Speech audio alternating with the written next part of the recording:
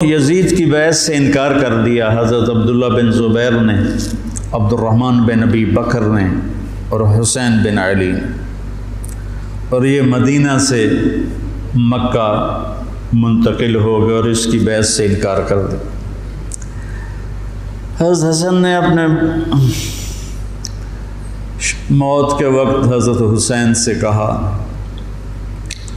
میرے بھائی اس دفعہ جو مجھے کئی دفعہ زہر دیا گیا ہے، لیکن جو زہر اس دفعہ ہے اس نے میرا کلیجہ کاٹ دیا۔ آپ کو خون کے پخانے آ رہے تھے بار بار اور آپ تڑپ رہے تھے مچھلی کی طرح جو پانی کے بغیر تڑپتی۔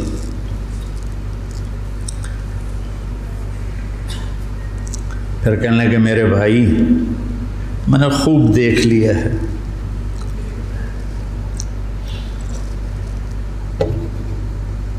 اللہ نے ہمارے گھر میں نبوت رکھی ہے، ہمیں حکومت نہیں ملے گی، ہمیں نبوت کا شرف ہی رہے گا، حکومت نہیں ملے گی ہمیں۔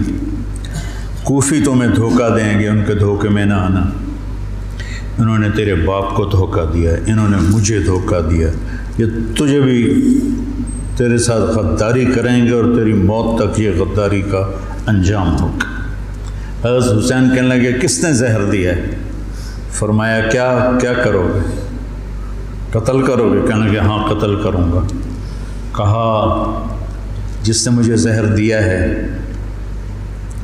اگر تو میرا گمان سچا ہے تو پھر میں آخرت میں خود ہی نبڑ لوں گا، اگر میرا گمان غلط ہے تو ایک بے گناہ قتل ہو جائے گا، نہیں میں نہیں بتاتا۔ تو اسی زہر میں تڑپ کے 46 سال کی عمر میں آپ کا انتقال ہو گیا، بالکل عین جوانی میں۔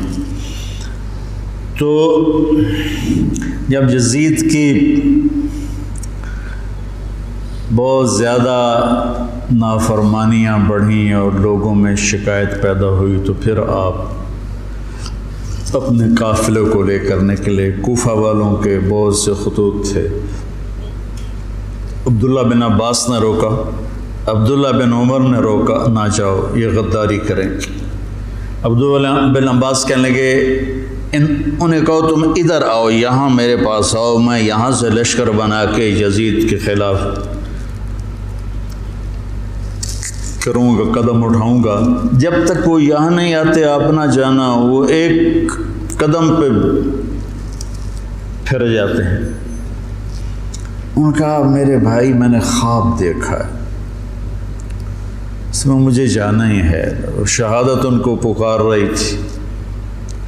تو نعمان بن بشیر تھے کوفہ کے گورنر، جب یزید کو پتہ چلا کہ امام حسین نکل پڑے ہیں تو اس نے ان کو ہٹا کر عبید اللہ بن زیاد کو گورنر بنا دیا۔ زیاد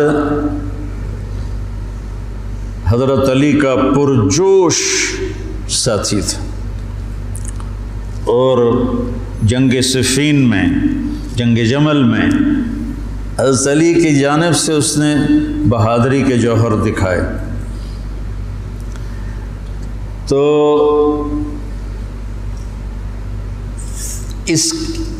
اس کے والد کا پتہ نہیں تھا کہ اس کا باپ کون ہے،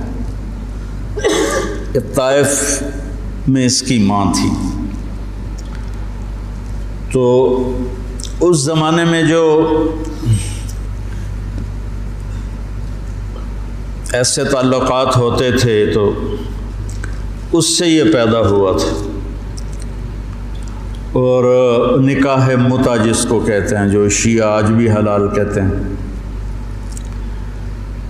تو حضرت معاویہ رضی اللہ تعالیٰ عنہ نے اس کو اپنے باپ کا صحیح بیٹا تسلیم کر کے اپنے ساتھ ملا لی۔ تو پہلے لکھتے تھے زیاد بن ابیہ، زیاد بن ابیہ، زیاد اپنے باپ کا بیٹا، باپ پتہ نہیں کون ہے۔ تو اس کے بعد زیاد بن ابی سفیان ہو گیا۔ تو اس سے اس کو ایک بہت بڑی گارنٹی مل گئی، تو وہ پھر حضرت معاویہ رضی اللہ تعالیٰ عنہ کا پرجوش حامی بن گیا۔ پھر وہ بہت ظالم بنا زیاد۔ اللہ بیٹا خاتمہ اچھا کرے، آدمی کا کچھ پتہ نہیں۔ اس دور کے علی کی صحبت کے لوگ اور ایسے پھر گئے کہ اس کو پھر کوفے بصرے کی ملی گورنری، اس نے ظلم کے پہاڑ توڑے۔ اس نے ایک دفعہ اعلان کیا کہ رات کو کوئی شہر سے باہر نہیں ہوگا، جو ہوگا قتل کیا جائے گا۔ فتنے کا دور تھا، تو وہ ایک رات کو وہ نکلا راؤنڈ لگانے، تو آگے ایک بدو چرواہا بیٹھا ہوا تھا۔ کہنے لگے تم یہاں کیا کر رہے ہو؟ کہا جی میں آیا تھا، میرے ساتھ بھیڑ بکریاں تھیں، تو مجھے دیر ہو گئی تو شہر کے دروازے بند ہو گئے تو میں اندر نہیں جا سکا۔ تو انہوں نے تلوار نکالی، کہا تیرے لیے جنت نا کوفہ سے بہتر ہے، اور گردن اڑا دی اور کہنے لگا زیاد اپنی بات کا پکا ہے۔ اس طرح کا وہ ظالم بن گیا، اور پھر طاعون میں وہ مرا۔ تو اس کا بیٹا تھا عبید اللہ، تو وہ باپ کی طرح وہ بھی ظالم تھا، جیسا باپ ویسا بیٹا۔ تو ابن زیاد آ کر وہاں اس نے کوفے کی حکومت سنبھال لی۔ مسلم بن عقیل رضی اللہ تعالیٰ عنہ کو حضرت امام حسین نے بھیجا تھا حالات کا پتہ کرنے، ان کو پکڑ کے شہید کر دیا۔ تو جب یہ راستے میں تھے تو کوفے سے کچھ لوگ راستے میں ملے، تو آپ نے پوچھا مسلم بن عقیل کا، تو کہا جی ان کو تو شہید کر دیا گیا ہے۔ کہا کوفے والوں کا کیا حال ہے؟ تو انہوں نے کہا دل آپ کے ساتھ ہیں، تلواریں بنو امیہ کے ساتھ۔ دل آپ کے ساتھ ہیں، تلواریں بنو امیہ کے ساتھ۔ تو کچھ لوگوں نے واپسی کا مشورہ دیا کہ واپس چلے، تو حضرت مسلم بن عقیل کے بیٹوں نے کہا اب ہم اس کے خون کا بدلہ لیں گے، ہم واپس جانا ہمارے لیے بزدلی ہے، اور تقدیر ان کو کھینچ کے لائی کربلا کے میدان میں۔ تو ابن زیاد نے حسین بن نمیر کو ایک دستہ دے کر بھیجا کہ ان کو پانی سے دور کہیں روکو، پانی کے قریب نہ ہوں۔ تو اس نے حر بن یزید کو 1000 کا دستہ دے کر کربلا کے میدان میں بھیجا، اور ان کے آنے سے پہلے دریائے فرات کے کنارے کو قابو کر لیا۔ اور آل رسول پہ پانی بند کر دیا جائے، یار کمال کی بات۔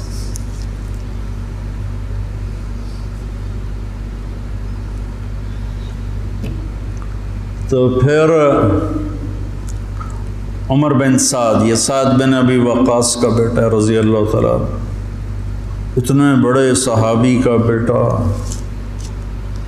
جب لشکر آمنے سامنے ہوئے تو اس نے تیر نکالا اور چلا کر کا گواہ رہو پہلا تیر میں نے چلایا ہے۔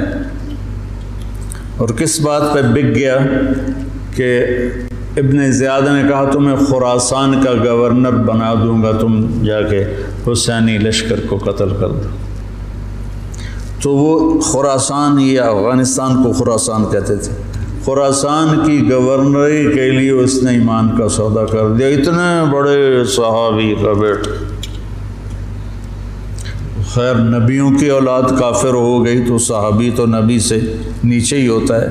حضرت علیہ السلام کا بیٹا کافر، بیوی کافر، لوط علیہ السلام کی بیوی کافر، یہ تو اللہ کے نظام ہے۔ تو وہ لشکر لے کر آیا تو شمر بن ذل جوشن، جوشن کہتے ہیں زرہ کو، جیسے درع کا لفظ تو عام ہے، مشہور ہے، لیکن جوشن بھی زرہ کو کہتے ہیں۔ عباسی خلیفہ تھا مقتدر، اس کے دور میں وفد آیا روم، اہل روم کا، تو اس نے پورے شہر میں سونے کی زرہیں بنا کر لٹکا دی، پورے بغداد کو اس نے سونے کی زروں سے مزین کر دیا۔ وہ جب آئے تو ان کو وہ سونے کی زریں دیکھ کر ہی ان کا تو پیشاب نکل گیا، ایسا اس نے اپنا روب و دبدبہ دکھایا۔ تو جوشن کہتے ہیں زرہ کو۔ تو اس کے والد کا نام ہے شرحبیل بن اعور، شرحبیل بن آور اس کے باپ کا نام ہے۔ ذوالجوشن نام نہیں ہے، ذوالجوشن اس لیے ہے کہ عرب میں سب سے پہلی زرہ اس نے پہنی تھی، جو ایران کے بادشاہ نے اس کو دی تھی، تو اس سے اس کا لقب پڑا ذوالجوشن۔ اس کا یہ بیٹا تھا قبیس، اور یہ حضرت علی کے ساتھیوں میں تھا۔ صفین کی جنگ میں حضرت علی کے ساتھیوں میں حضرت معاویہ سے لڑا تھا، اور بس پھر پیسے کی کھنک میں اندھا ہو گیا۔ یہ چتکبرا تھا، برس ہو گئی تھی، پھل بیری۔ جب لشکر آمنے سامنے ہوئے تو حضرت امام حسین نے فرمایا اللہ اکبر، صدق اللہ و رسولہ، اللہ اکبر، اللہ اس کے رسول نے سچ کہا۔ تو لوگوں نے، ساتھیوں نے پوچھا کیا کہا؟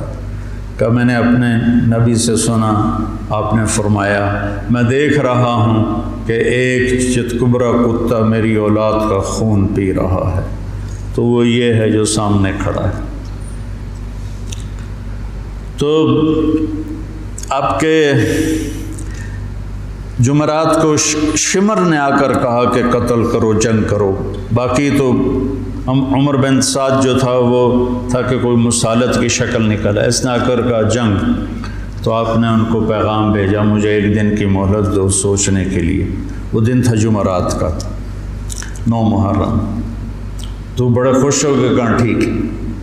تو رات کو آپ نے قافلے کو جمع کر کے فرمایا کہ دیکھو انہیں صرف میری طلب ہے، تم میں سے کسی کے ساتھ ان کی دشمنی نہیں ہے، تم مجھے چھوڑ کے چلے جاؤ، میں اپنے آپ کو موت کے لیے پیش کر دوں گا، تم کیوں مرتے ہو میرے لیے؟ تو انہوں نے کہا کہ حسین ہمارا جینا مرنا تیرے ساتھ ہے، ہم تجھے چھوڑ کے کبھی نہیں جائیں گے۔ اور عجب بات ہے، 4000 کا لشکر عمر بن سعد لے کر آیا، 1000 کا حر بن یزید لے کر آیا، 5000 ہو گئے، اور ادھر 32 گھوڑ سوار اور 40 پیدل، 72، 5000 72، کیا جوڑ بنتا، لیکن کیا جگر تھا حسین کا جو اپنے آپ کو موت کے حوالے کر رہے ہیں، اور پتہ ہے کہ میرے بچے بھی ذبح ہو جائیں گے۔ عاصم کا بازو ٹوٹا، 5 سال کی عمر تھی، میرا جو درمیان والا بیٹا، تو وہ اس کو نہ چڑھا رہے تھے تو اس کی چیخیں نکلی، تو میں بھاگ کے باہر نکل گیا، مجھ سے اس کی چیخیں سنی نہیں گئیں۔ وہ کیا ہے ہستی ہے جس کے سامنے جگر گوشوں کو تلواروں سے ذبح کیا جا رہا ہو، اور اس کے چہرے پر استقامت کے سوا کچھ نہ ہو۔ ادھر آ ستمگر ہنر آزمائیں، تو تیر آزما ہم جگر آزمائیں، نہ کر لبوں کو سی عشق ہے دل لگی نہیں، سینے پہ تیر کھائے جا آگے قدم بڑھائے جا، یعنی زبان حال سے کہہ دے کہ ہاں ستائے جا۔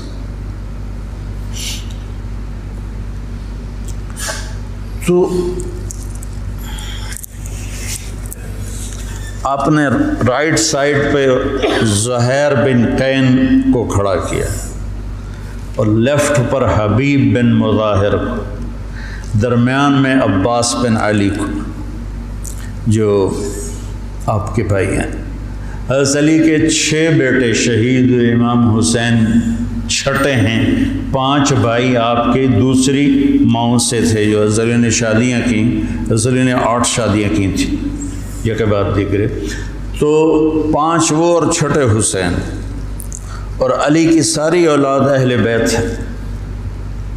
تو عباس کو آپ نے جھنڈا دیا درمیان میں، اور خود بھی ان کے ساتھ کھڑے ہوئے، اور پھر آسمان کی طرف ہاتھ اٹھا کے کہا انت ثقتی و رجائی۔ ہائے کیا حال ہوا ہوگا فرشتوں کا اس وقت جب آپ کہہ رہے تھے انت ثقتی و رجائی، اللہ تجھ پر ہی میرا بھروسہ ہے اور تجھ پر میری امیدیں ہیں، اور اللہ امتحان کے لیے ڈال چکا تھا۔ چھری چلی اسماعیل کی گردن پر، اللہ نے ہٹا دی۔ چھری چلنے لگی حضرت عبداللہ کی گردن پر، میرے نبی کا والد، اللہ نے ہٹا دی۔ جب حسین کی باری آئی تو چلا تھا۔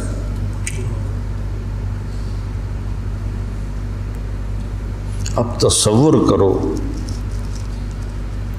کہ اوپر سورج، پانی بند تھا، خبیثوں نے پانی بند کر دیا، بچوں کے رونے کی آوازیں آ رہی ہیں پیاس کی وجہ سے، اور ان کے دل نرم نہیں ہو رہے۔ پھر آپ نے حضرت عباس بن علی کے ساتھ ایک دستہ بھیجا، جنہوں نے لڑ بھڑ کے کوئی 30 کے 32 مشکیزیں پانی کے بھر کے لے کر آئے، لیکن وہ کتنی دیر چلنا تھا؟ پیاس سے زبانیں بچوں کی بھی نکلی ہوئی ہیں، اور حسینی لشکر پیاسا لڑ رہا ہے۔ اوپر دھوپ کی، سورج کی آگ ہے، نیچے ریت کی آگ ہے، ادھر تلواروں کی جھنکار ہے، اور تیروں کی سنسناہٹ ہے، اور نیزوں کی کھڑکھڑاہٹ ہے، اور ایک مسکراتا چہرہ ہے جو کہہ رہا ہے الموت احلی عندنا من العسل، پاگلو موت تو مجھے شہد سے زیادہ محبوب، تم موت سے ڈراتے ہو۔ تو یہ لڑائی کیا لڑائی تھی؟ 72 آدمی 5000 سے کیسے لڑ سکتے تھے؟ جانیں ہی دینی تھی۔ تو انہوں نے پہلے ان کے گھوڑوں کو بیکار کر دیا، گھوڑوں کو، شمر نے کہا ان کے گھوڑوں کو مارو۔ پہلے گھوڑوں کو مارا تو سارے پیدل ہو گئے، پیدل ہو گئے تو پھر گردنیں کٹنے لگی۔ حر بن یزید نے جب دیکھا کہ یہ تو واقعی لڑنے لگے ہیں، تو اس نے عمر بن سعد سے پوچھا تم واقعی لڑو گے؟ کہنے لگا ہاں۔ کہنے لگا اچھا میں گھوڑے کو پانی پلا کے آتا ہوں جنگ شروع ہونے سے پہلے، اور گھوڑے کی لگام اٹھائی پانی پلانے کے بہانے، اور آ کر حضرت حسین کے قدموں میں گر گیا کہ مجھے نہیں پتا تھا یہ بدبخت آپ کی جان لے لیں گے، میں معافی چاہتا ہوں، میں اپنی جان کا نذرانہ آپ کے قدموں میں پیش کروں گا۔ ان کا بیٹا بھی ساتھ آ گیا، باپ بیٹا دونوں شہید ہوئے، اور وہ حضرت امام حسین کے ساتھ مل کے 1831 میں سید احمد شہید رحمۃ اللہ علیہ بالاکوٹ کے مقام پر شیر سنگھ سکھ جرنیل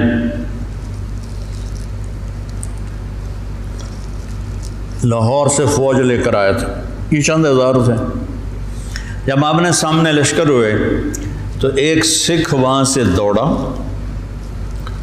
یا اللہ خاتمہ ایمان پہ ہو، اور اس نے آ کر اپنی وہ کڑا اتارا اور سید احمد شہید کے ہاتھوں کلمہ پڑھ لیا، اور سید احمد شہید کے لشکر سے ایک آدمی نکلا اور جا کر سکھوں کے لشکر میں شریک ہو گیا۔ وہ ادھر سے مارا گیا، یہ ادھر سے صرف کلمہ پڑھ کے شہادت کا درجہ پا کے جنت میں چلا گیا۔ اللہ برے خاتمہ سے بچائے، اللہ بری موت سے بچائے۔ اللہ نے ایمان دیا ہے، ایمان پر ہی موت آئے۔ تو ایک ایک کر کے جب سارے شہید ہو گئے تو پیچھے اہل بیت رہ گئے۔ تو پھر علی اکبر آپ کے بیٹے نے کہا ابا جان میں آپ کو مرتے دیکھ نہیں سکتا، میں چاہتا ہوں میں آپ سے پہلے مر جاؤں، میں آپ کو نہیں دیکھ سکتا مرتا ہو۔ تو انہوں نے اجازت دی، تو شیر کی طرح انہوں نے حملہ کیا، چاروں طرف نرغے میں آئے اور ذبح ہو گئے۔ تو پھر ان کے بیٹے ابو بکر بن حسین وہ شہید ہوئے۔ پھر قاسم بن حسن حسینی قافلے میں سب سے خوبصورت جوان تھے، پھر وہ آگے بڑھے، حضرت حسن کے 4 بیٹے شہید ہوئے۔ تو جب ان پر تلوار پڑی تو انہوں نے کہا یا عمّا، آئے چچا۔ تو حسین رضی اللہ تعالیٰ عنہ زخمی تنہم داغ داغ شد، سارا بدن خون و خون تھا۔ آپ نے آگے بڑھ کے قاتل پر وار کیا، اس کا ایک ہاتھ کاٹ دیا۔ پھر ان کے سرانے کھڑے ہو کر ایک عجب بات کہی کہ میرے بھتیجے آج تیرا چچا بڑا بے بس، یہ کیا جواب دیں گے اللہ کے نبی کو قیامت کے دن کہ انہوں نے ان کی اولاد کو ہی ذبح کر دی؟ تو ان کی لاش کو اٹھایا اور پیچھے جا کے رکھ دیا۔ اس طرح ایک ایک کر کے مسلم بن عقیل کے عبد الرحمن عبداللہ شہید ہوئے، حضرت عبداللہ بن جعفر کے عون اور محمد شہید ہوئے، حضرت حسن کے ابو بکر عبداللہ اور قاسم شہید ہوئے، عثمان شہید ہوئے، آپ کے اپنے بیٹے حضرت علی کے عبداللہ، محمد، عثمان، جعفر، عباس، حسین 6 شہید ہوئے۔ اور پھر جب آخر میں آپ رہ گئے تو آپ نے اپنے چھوٹے بیٹے عبداللہ کو بلایا۔ آپ زخمی ہو چکے تھے، بہت پہلے قتل کیے جا سکتے تھے لیکن ہر کوئی ڈائریکٹ وار کرنے سے ڈر رہا تھا، تو آپ نے عبداللہ کو بلایا۔ 2 سال ان کی عمر تھی، ان کو لے کے گود میں بٹھایا، کیونکہ خیال تھا کہ یہ ظالم بچے کو تو معاف کر دیں گے، لیکن ایک ابن الموقد تھا کوفے کا، اس نے طاق کے تیر مارا۔ تیر خطا بھی ہو سکتا تھا لیکن تقدیر کا امتحان ابھی باقی تھا، تو تیر سیدھا اس بچے کے گلے میں آیا۔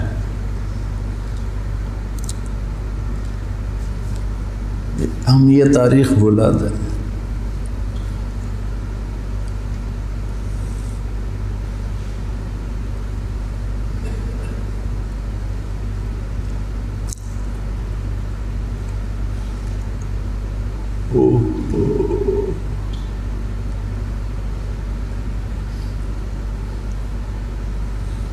جب عبداللہ کی گردن ڈھلکی، اس وقت حضرت حسین اپنے بیٹے کا خون جو ابل رہا تھا وہ ایسے ہاتھوں میں لے لی اور یوں آسمان کی طرف اٹھا۔ کیا حال ہوا ہوگا اس وقت زمین آسمان کی مخلوق، آسمان کے فرشتوں کا۔ اے اللہ، تو مجھ سے راضی ہے تو میں تجھ سے راضی، لیکن ان سے انتقام تو ہی لینا، انہوں نے تیرے نبی کی اولاد کو ذبح کر دی۔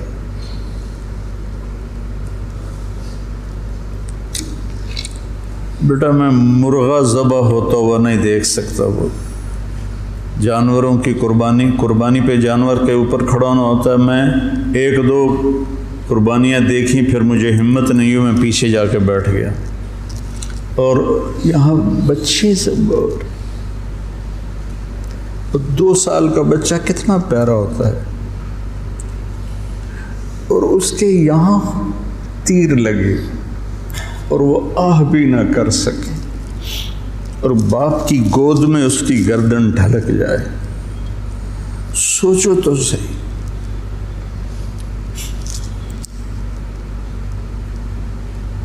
میں اہل بیت کا مراسی، میں 2001 سے روزہ اقدس پہ جاتا تھا اور آپ کا پورا نسب نامہ پڑھ کے آپ کو سلام پیش کرتا تھا۔ یہ ہمارے مراسی آتے ہیں تو میرے باپ دادے پردادے کے نام لے کر کہتے ہیں، جھوٹے سچے ان کی تعریفیں کرتے ہیں۔ تو میں کہتا یا رسول اللہ، ہمارے مراسی ہماری جھوٹی تعریفیں کرتے ہیں، پر آپ تو سچے، ہماری تعریف سے بھی اوپر، مجھے اپنا مراسی بنا رہے، میں آپ کا مراسی بننا چاہتا ہوں۔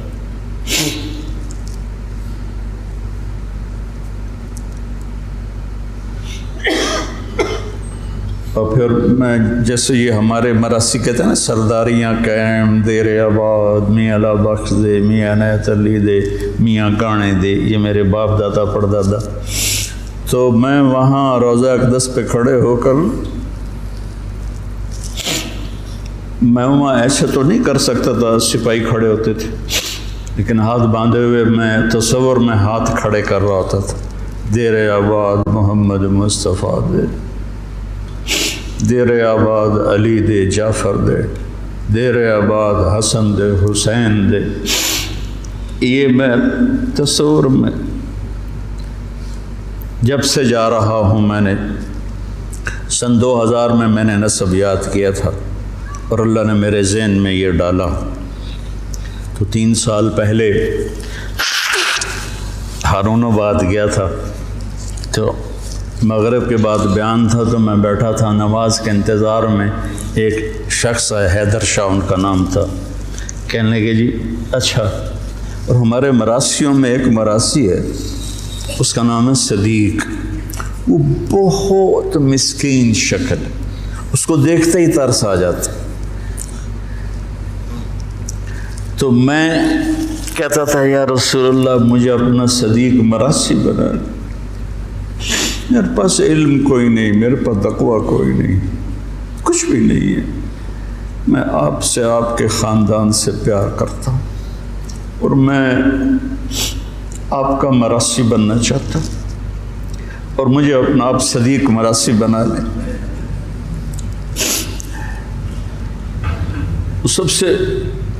سب سے معصوم اور مسکین شکل کا ہے،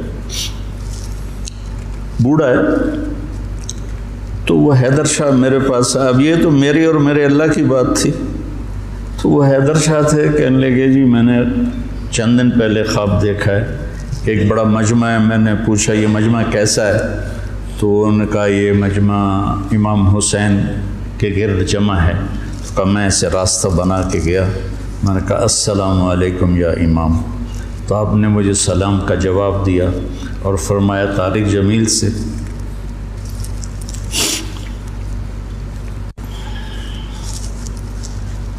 طارق جمیل کو ہمارا پیغام دو کہ ہم نے اسے اپنا صدیق مراسی بنا لیا۔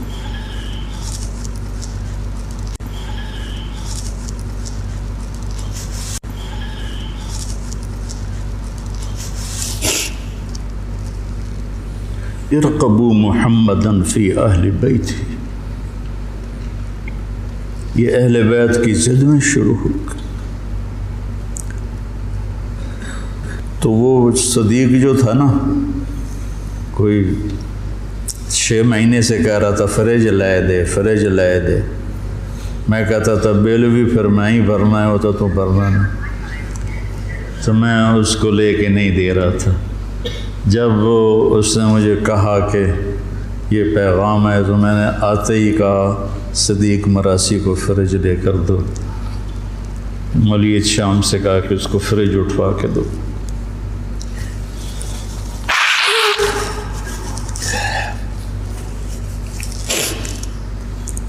تو اکیلی جان رہ گئی اور ایسے بے بس،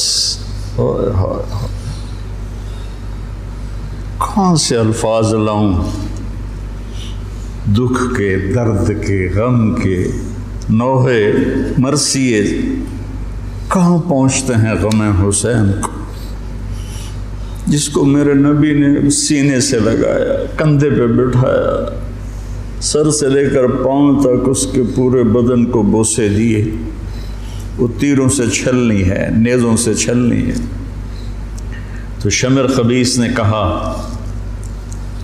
حملہ کرو، اس کو قتل کرو، اب کوئی بڑھنے کے لیے تیار نہیں تھا تو اس نے گالیاں نکالی، بڑھتے کون ہو، تو زرع بن شریک تمیمی نے پہلا ڈائریکٹ وار کیا نیزے کا سیدھے کندھے پر، تو آپ لڑکھڑا گئے، جان تو پہلے نکلی پڑی تھی، تو آپ لڑکھڑا کے گرے، تو پھر شمر نے خولی بن یزید سے کہا کہ سر کاٹو، وہ جب آگے بڑھا تو اس کا ہاتھ کانپنے لگا، تو اس نے شمر نے اسے گالی تھی لیکن وہ آگے نہیں بڑھا، تو سنان بن انس نے آگے بڑھ کر جس گردن پہ میرے نبی کے بوسے لگے تھے اسی پہ خنجر چلایا،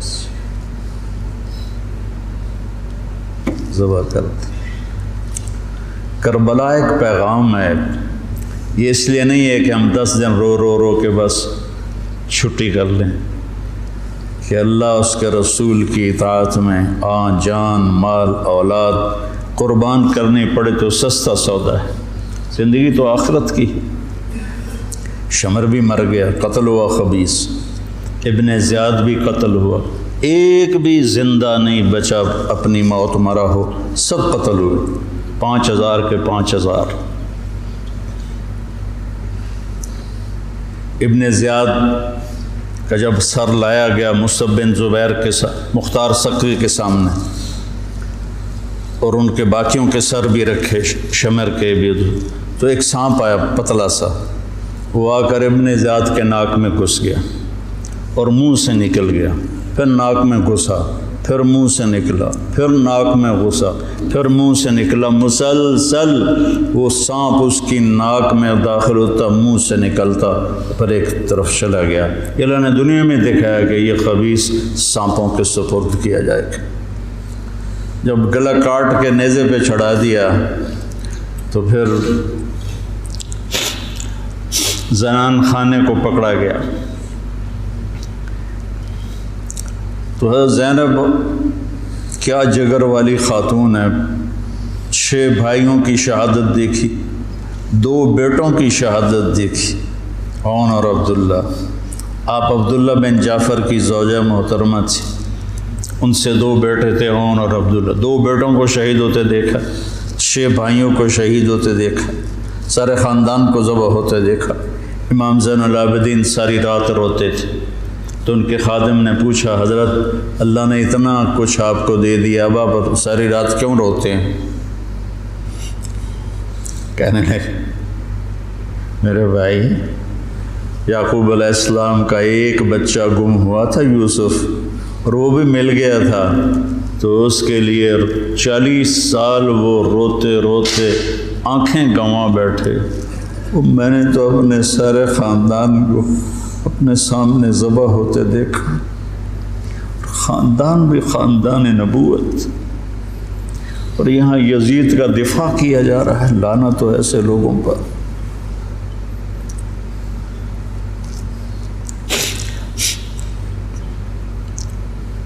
اہل بیت کی شان کو گھٹایا جا رہا ہے۔ کتنے علماء نے مجھ پر الزام لگایا کہ یہ تو شیعہ کی تائید کر رہا ہے، اہل بیت کو بیان کر دو، لعنت تو تمہاری عقلوں پر۔ امام شافعی کا قول یاد نہیں ہے؟ ان کان الرفض حب آل محمد فلیشہد الثقلان انی رافض، دیوان شافعی میں پڑھو۔ میں نے تو بہت پہلے کبھی کچھ یاد کیا تھا، اب تو بھول آ گیا کہ اگر اہل بیت کی محبت کا نام شیعہ ہونا ہے تو جنات اور انسان سن لو، میں بھی شیعہ ہوں۔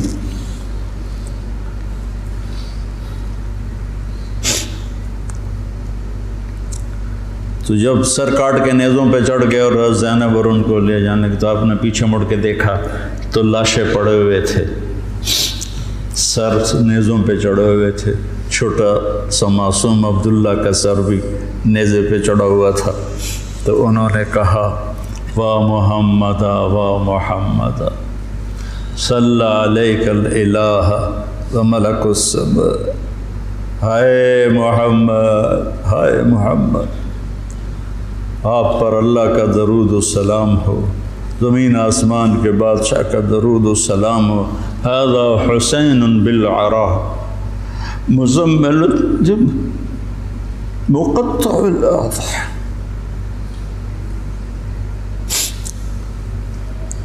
اے محمد، اے محمد، یہ حسین پڑا ہوا ہے، اس کا لاشا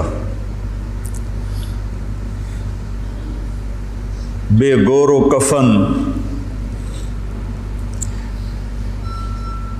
میں ایک اور ترجمہ کیا کرتا ہوں کہ یا رسول اللہ، آج حسین کی بارات ہے، مزمل الدماء، اپنے خون کا سرخ جوڑا پہنا ہوا ہے، مقطع الاعضاء، اپنی بوٹیوں کا ہار گلے میں سجایا ہوا، بناتوں کا سبایا، آپ کی بیٹیاں قید ہو گئیں، وذریتوں کا مقتلہ، آپ کی نسل ذبح کر دی گئی، تصفی علیہ الرعاہ، کوفیوں نے کفن نہیں دینے دیا تھا، تو کہنے لگی انہیں کفن نہیں دیا گیا تو ہوا کو غیرت آئی، ہائے، اس نے خاک کو اڑایا اور خاک کا کفن پہنا دیا۔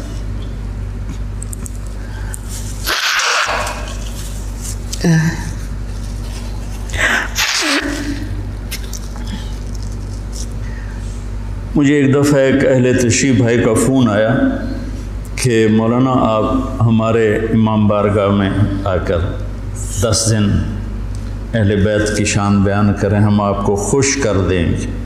خوش کر دینے کا مطلب آپ سمجھتے ہی ہیں، چنگے چوکھے پیسے دینے تھے۔ پھر انہوں نے مجھے، میں نے کہا میرے بھائی میں اس کا صلہ اہل بیت سے لوں گا، آپ سے نہیں، میں معافی چاہتا ہوں، میں نہیں آؤں گا، میں اہل بیت کی شان بیان کرتا ہوں، ان کا مراسی بن کے، مجھے اس پہ پیسہ نہیں چاہیے۔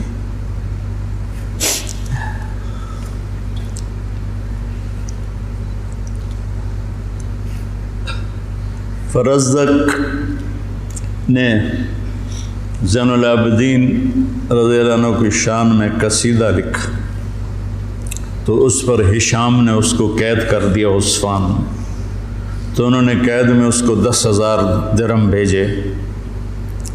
تو فرزدق کوئی اچھا مسلمان نہیں تھا، لیکن وہ دیکھ کر رونے لگا، کہنے لگا ساری زندگی بادشاہوں کی تعریف کی ہے پیسے کے لیے، آپ کی تعریف میں نے پیسے کے لیے نہیں کی، اللہ اس کے رسول کی رضا کے لیے کی ہے، میں نہیں لیتا، واپس کر دی۔ تو زین العابدین نے پھر دوبارہ بھیجے اور کہا اہل بیت کے گھر سے جب کوئی چیز نکل جاتی ہے تو واپس نہیں جاتی، تم قبول کر لو، تمہاری نیت کا اجر بھی تمہیں مل گیا۔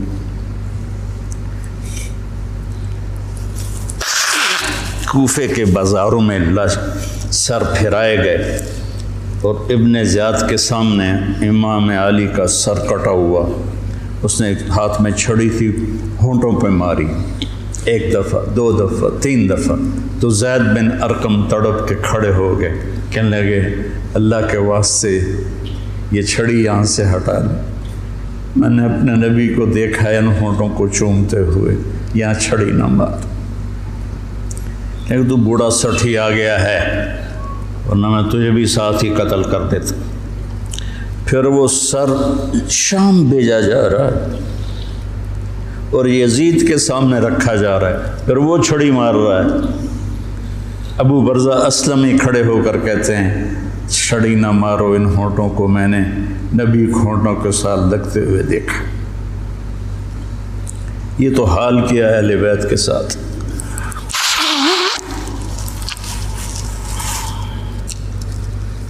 بہرحال میرے بھائیوں،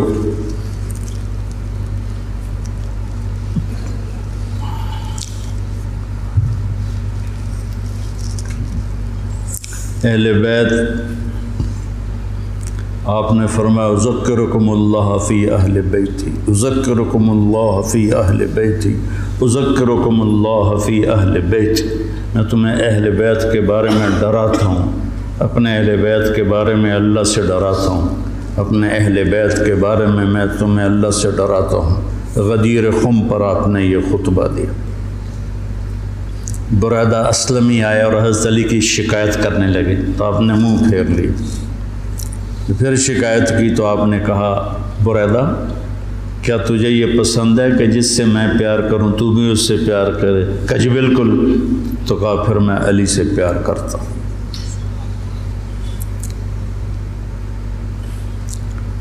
میرے عزیزو، میرے بھائیو، کربلا ایک سبق ہے۔ کربلا صرف 10 دن رونے دھونے کے لیے نہیں ہے، ایک سبق ہے کہ اپنی زندگی کو اللہ رسول کے سامنے جھکا دو۔ گردنیں کٹنے کے لیے اللہ ہم سے نہیں مطالبہ کر رہا، وہ انہیں ہستیوں کے لیے تھا۔ ہمارے ذمہ ہے کہ ہم اللہ اس کے رسول کے سامنے سر جھکائیں، مسلم بن کے چلیں، مومن بن کے چلیں۔ اللہ کے واسطے میرے بچوں، اگر میرے شاگرد ہو تو یہ دیوبندی اور یہ بریلوی، یہ جھگڑے نکال دو، اپنے آپ کو مسلمان کہو، مسلمان۔ میں ایک دفعہ ایک جگہ بیٹھا تھا تو ایک بزرگ بیٹھے تھے، کہنے لگے جی آپ دیوبندی ہیں کہ بریلوی؟ تو میں نے کہا جی میں مسلمان ہوں۔ وہ مجھے ایسے دیکھنے لگا، وہ کہنے لگا میری 60 برس 70 برس عمر ہے، میں نے آج تک کسی کو یہ کہتے ہوئے نہیں سنا، تو میں تمہیں مسلمان دیکھنا چاہتا ہوں، میں تمہیں دیوبندیت سے نکالنا چاہتا ہوں، مسلم بنو، مسلمان بنو۔ ہم امام ابو حنیفہ کے فتوے پر چلتے ہیں، ان کے فتاوی کی جو تشریح اہل دیوبند نے کی ہے ہم اس کو زیادہ صحیح سمجھتے ہیں، باقیوں کو عزت دیتے ہیں، احترام کرتے ہیں، ہمارے سینے کھلے ہوئے ہیں سب کے لیے، ہم ہی حق پر ہیں اور ہم ہی جنتی ہیں، یہ عجب تمہارے اندر سے نکالنا چاہتے ہیں۔ کریم بادشاہ ہے جس کو چاہے معاف کر دے، ہم ٹھیکیدار ہیں۔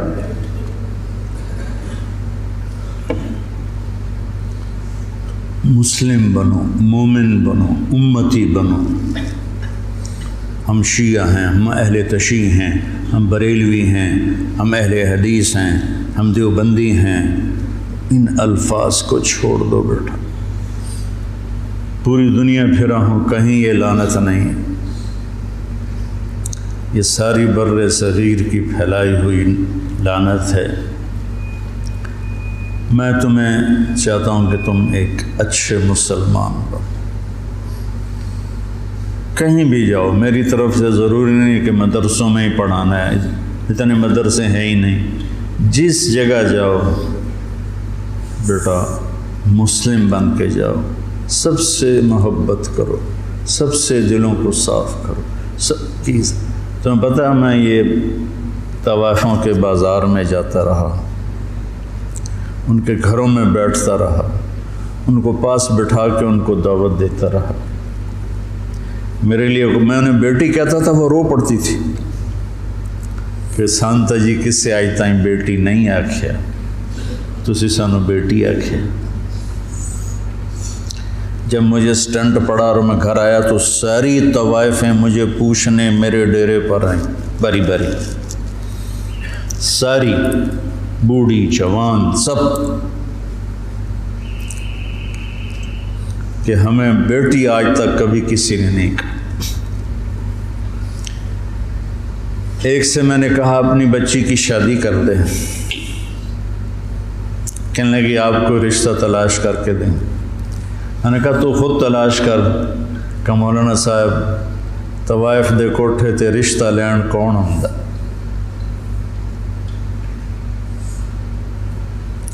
طوائف دے کوٹھے تے تب خریدار ہی آن۔ طوائف کو طوائف کس نے بنایا؟ وہ اسی طرح میاں صاحب ہے اور اس کے ماتھے پہ طوائف کا ٹیکہ لگ گیا۔ تو میں نے تو ان کے پاس جانے میں بھی کبھی یار محسوس نہیں کی۔ تو اپنے ذہن کو کشادہ رکھو، ٹھیک ہے؟ مسلم بنو، مسلم، اس پر اپنے آپ کو قائم رکھو۔ اللہم لک الحمد کما انت اہلہ فصلی علی محمد کما انت اہلہ وافعل بنا ما انت اہلہ انک اہل التقوی و اہل المغفرہ۔ میرے رب، ہم تیرے محبوب کی اولاد کے غم میں جمع ہوئے تھے، میرے مولا ان کے تڑپتے لاشیں، ان کے کٹے ہوئے سر، ان کے بے گور و کفن جسم، وہ پوری امت کو پیغام دے رہے ہیں کہ ہم تیرے بن کے چلیں۔ یا اللہ ہم نے سب کچھ بھلا دیا، یا اللہ ہمیں معاف فرما دے، نفس و شیطان کے غلام بن گئے، یا اللہ تو ہمیں معاف فرما دے۔ یا اللہ جنہیں تو نے جنت کا سردار بنایا، جنہیں تو نے خوشخبریاں سنائی میرے نبی کہ علی تیرا گھر میرے گھر کے سامنے ہوگا، تو پھر جب علی کا گھر سامنے ہوگا تو حسن حسین فاطمہ بھی وہیں ہوں گے۔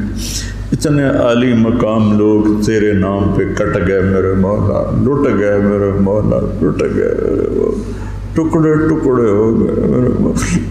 یا اللہ ہمیں اپنے مسلمان ہونے پر ہی شرمندگی محسوس ہوتی ہے، کہاں مسلمان ہونا اور کہاں ہماری غفلتیں ہیں۔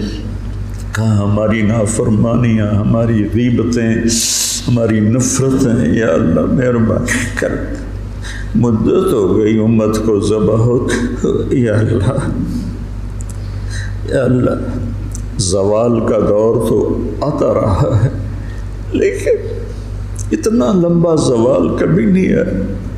300 سال ہو گئے یا اللہ، تیرے حبیب کی امت گمراہ بھی ہو اور کٹ کٹ کے بھی برباد ہو گئے میرے مولا۔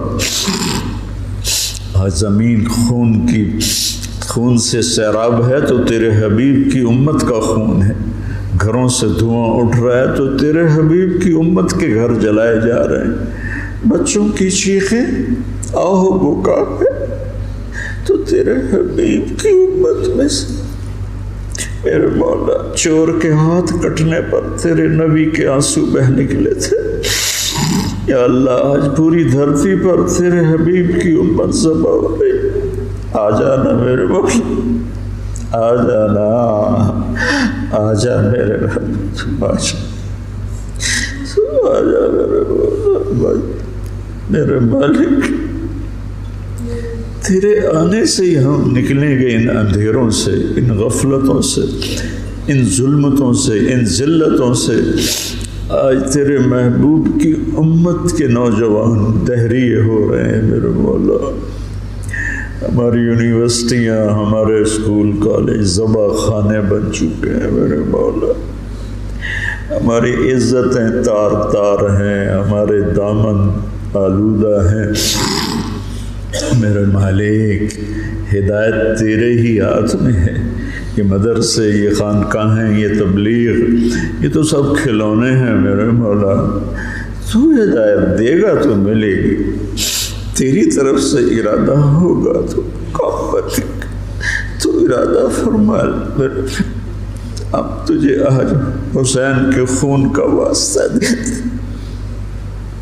ان کی مظلومیت کا واسطہ دیتے، ان کی تڑپتی لاش کا ہم تجھے واسطہ دیتے، ان کے کٹے ہوئے سر کا تجھے، وہ معصوم گلاب جیسا چہرہ عبداللہ 2 سال کا، اللہ اس کے لیے اس کے معصوم کٹے ہوئے سر کا واسطہ دیتے، حضرت زینب کی آہو بکا کا واسطہ، کیسے انہوں نے میرے مولا تڑپ تڑپ کے تجھے پکارا، یا اللہ ہماری جھولی تو خالی، ہمارے پاس تجھے دینے کے لیے کچھ ہے نہیں، ریاکاریاں ہیں، دکھاوے ہیں، پتہ نہیں ہم کس کے لیے کر رہے ہیں۔ میرے مالک، میرے آقا، میرے مولا، تو ہدایت کا فیصلہ فرما، ہمارے دیس کی حفاظت فرما، یہ سازشوں میں گھرا ہوا ہے، اس کی حفاظت فرما، ہمارے مدارس کی حفاظت فرما، ہمارے خانقاہوں کی حفاظت فرما، ہمارے تبلیغ کے کام کی حفاظت فرما۔ یہ چھوٹا سا میرا سرمایہ ہے، معصوم نوجوان بچے جو تیرے لیے گھر چھوڑ کے بیٹھے، یا اللہ یہی میرا سر، یا اللہ ان نوجوانوں کی تو فیض میرے مولا جو تیرا دین سیکھنے کے لیے گھر چھوڑ کے آئے بیٹھے، یا اللہ یہ میری زراعت ہے، یہ میری کھیتی ہے، یہ میری تجارت، یہ میری تجارت، یا اللہ میرے مالک، مجھے کوئی دعویٰ نہیں اخلاص کا، کچھ پتہ نہیں ہے میرے مولا کہ یہ سب کچھ تیرے لیے ہے یا اپنے نفس کے لیے ہے یا اپنی شہرت اور دکھاوے کے لیے ہے، لیکن ہم اپنی زبان سے کہہ رہے ہیں کہ ہم تیرے لیے کر رہے ہیں، تو ہمیں ہمارے اس کاوش کو قبول فرما لے، ہمیں اہل بیت کا محبت کرنے والا بنا دے، ہمارے نام ان سے محبت کرنے والوں کے رجسٹر میں لکھوا دے، ان کے مراثی کے رجسٹر میں لکھوا دے، ہمارے دل ان کی محبت سے بھر دے، اپنے حبیب کی محبت سے بھر دے، صحابہ کی محبت سے بھر دے۔ یا اللہ ان سارے بچوں کو ہدایت کا ذریعہ بنا، ان کو اہل علم بنا، اہل تقوی بنا۔ یا اللہ ان کی زبان میں تاثیر پیدا فرما، یہ تیرے بندوں کو تجھ سے ملانے والے بنے، ان میں ہمیں اخلاص نصیب فرما۔ یا اللہ یہ ہمارا چھوٹا سا شہر ہے، آس پاس گاؤں ہیں، ان سب کو بہت ہی بھلائیاں نصیب فرما، شر اور فساد کو دور فرما، اور ہمیں امت بن کے چلنے کی توفیق نصیب فرما۔ وصلی اللہ تعالی علی النبی الکریم، آمین برحمتک۔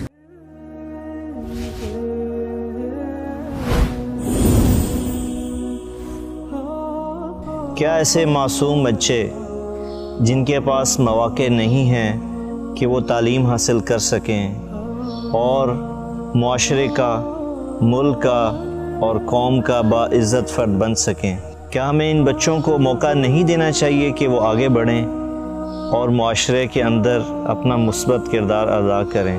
اگر ہم نے ان بچوں کو موقع نہ دیا تو یہ بچے اسی صبح و شام کے آنے جانے میں اپنا مقام کھو بیٹھیں گے۔ اسی لیے MTJ فاؤنڈیشن لا رہا ہے یتیم اور غریب بچوں کے لیے اسکالرشپ کا پروگرام۔